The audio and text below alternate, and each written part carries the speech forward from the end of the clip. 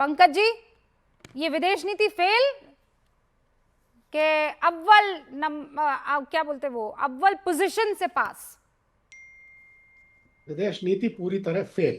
अच्छा और मैं कांग्रेस का पक्ष नहीं, अपना पक्ष रख रहा हूँ। अच्छा, आपने मुबारक मुबारक मुबारक मुबारक। मुबारक ये जो मुबारक। दो जहाज में से एक जहाज तो आज आ रहा है, हाँ। एक कल आ जाएगा। हम्म शिवालिक और नंदा देवी, हम्म। आपने बड़े जोर शोर से इसका जिक्र किया। हाँ। बड़ा श्रेय बहुत से लोग ले रहे हैं। हम्म उन दोनों जहाजों में हम्म आपने खुद बताया कि कुल मिलाकर 92,712 टन एलपीजी है। हम्म शिवालिक आज मुंद्रा बंदरगाह पहुंच जाएगा और हम्म नंदा देवी जो है वो कल कांडला पहुंचेगा। हम्म। आपको मालूम है रूबिका जी, हमारी रोज की एलपीजी खपत कितनी है?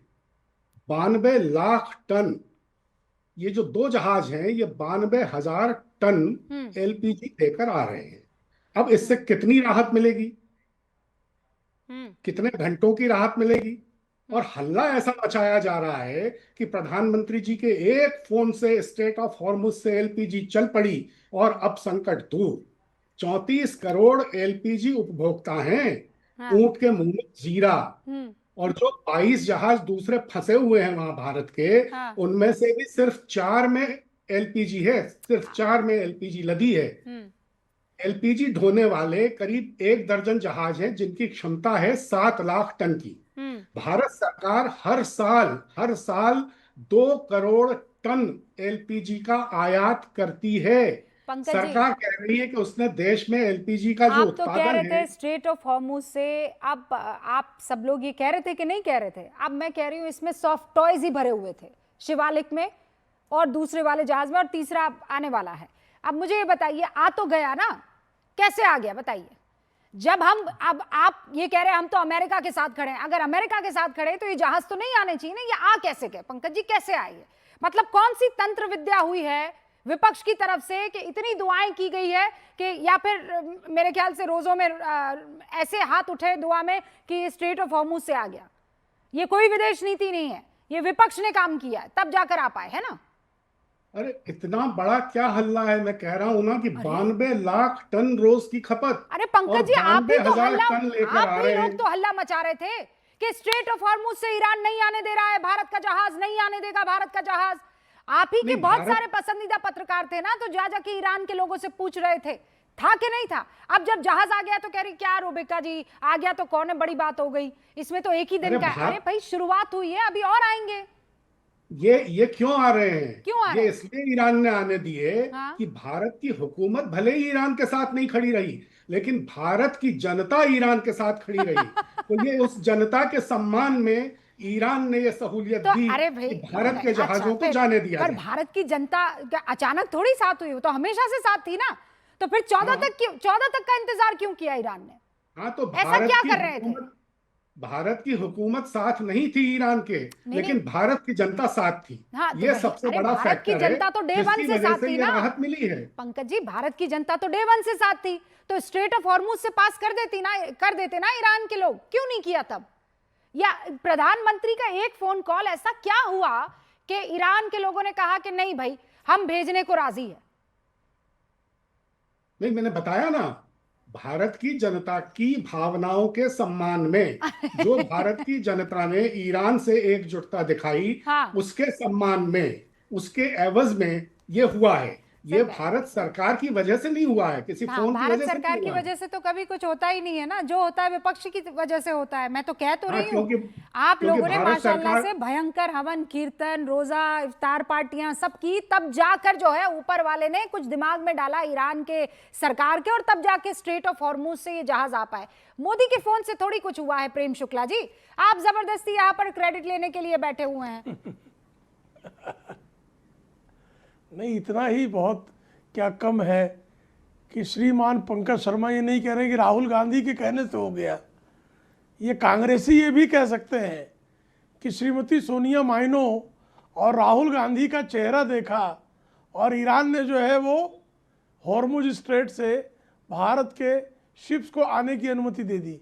ये कांग्रेसी कुछ भी कह सकते हैं, इनको कुछ भी कहने में कोई संकोच नहीं। देख तो रही आप अभी पवन खेड़ा, सुप्रिया श्रीनेत और पवन खेड़ा बखेड़ा खड़ा कर रहे थे कि वो अमेरिका जा रही है जहाज, बाद में आप ही बता रही है कि डिलीट करना पड़ा।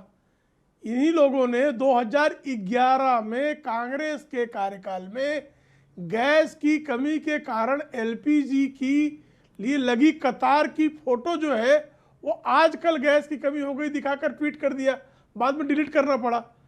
अब ये ऐसे लोग हैं कि अगर इनके हाथ में डिलीट बटन होती तो कांग्रेस को डिलीट कर देते ये, और जब तक कांग्रेस को डिलीट नहीं कर देंगे तब तक जो है कांग्रेस के प्रवक्ताओं और चमचों इनका जो है ये शांत नहीं बैठने वाले हैं। प्रवक्ताओं और चमचों की ऐसी दशा है कि उनको जो है लगता है कि हम इस देश को अराजकता की आग में भी अगर ढकेल दे और किसी तरह से जो है युवराज इनके जो है उनके लिए सत्ता हासिल कर दे तो कोई बुरी बात नहीं है। Pankaj ji 30 second rebuttal. 2014 तक इस देश में जो दशा थी भाई, कितने लोगों के 14 करोड़ लोगों को तो कनेक्शन ही जो है आदरणीय नरेंद्र मोदी जी के प्रधानमंत्री बनने के बाद दिए, और अभी ये कह रहे हैं कि बयान में 9.2 मिलियन पर डे की एलपीजी का कंजम्पशन है। 31 मिलियन मैट्रिक टन जो है ये एनुअल कंजम्पशन है भारत में एलपीजी का, यानी 9.2 जो है ये 9.2 मिलियन का जो आंकड़ा है ये भी इनका फर्जी आंकड़ा है। ये फर्जी आंकड़े लेकर टहलते रहते हैं। Okay sir. 31 metric million ton ये भारत की वार्षिक एलपीजी गैस की आवश्यकता है। कृपा करके पंकज जी 30 सेकंड में जवाब दीजिए। ओके, उसके बाद किसी तरह का बयानबाजी करें। हाँ प्रेम शुक्ला जी रुकिए। हाँ पंकज जी देखिए, ऐसा सरकार माने ना माने, प्रेम शुक्ला जी माने ना माने, रूबिका लियाकत जी भी माने या ना माने, जमीनी हकीकत तो यही है कि एलपीजी को लेकर घरों में लोग परेशान हैं। छोटे ढाबे वाले, रेस्तरां वाले सब परेशान हैं। काला बाजार में सिलेंडर 5-5 हजार रुपए का मिल रहा है, आप भी जानती हैं, और आप खुद कह रही हैं कि सरकार इस मामले में कुछ भी नहीं कर पा रही है। देश भर में हजारों ढाबे रेस्तरां बंद हो गए हैं। होटल उद्योग के प्रतिनिधियों ने बयान दिए हैं कि 60% रेस्तरां तकरीबन बंद हैं। मुंबई, पुणे, औरंगाबाद, नागपुर, दिल्ली, कर्नाटक, कहाँ रहते हैं भाई साहब आप? सब जगह से भारी किस किस द्वीप पर आपका निवास है? हैदराबाद में एलपीजी की सप्लाई 75 घर के आसपास देख लेते हैं। देश भर में असंगठित क्षेत्र में 42 लाख छोटे रेस्टोरेंट हैं। पंकज जी रुकिए एक सेकंड। पंकज जी बस एक सेकंड। पंकज जी आपको वो किल्लत महसूस हुई है? आपके घर में क्या सिलेंडर है कि वो पाइप वाली है? मेरे यहाँ तो पाइप वाली है, तो मुझे अभी परेशानी अभी नहीं है। Okay all right okay.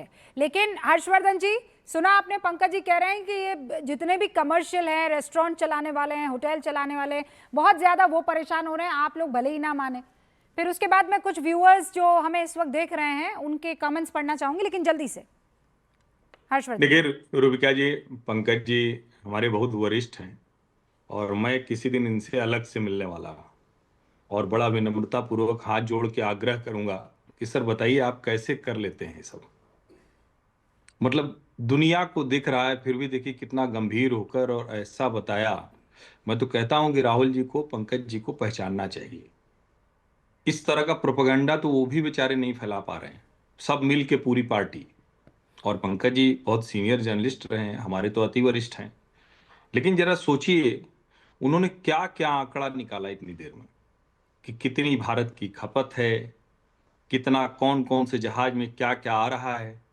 तो इनको ये वाली खबर कैसे नहीं पता चली कि जब रुक गया था स्ट्रेट ऑफ हॉर्मुज में, वो वाली खबर इनको नहीं पता चली। तब भारत की जनता के साथ ईरान का प्रेम नहीं था।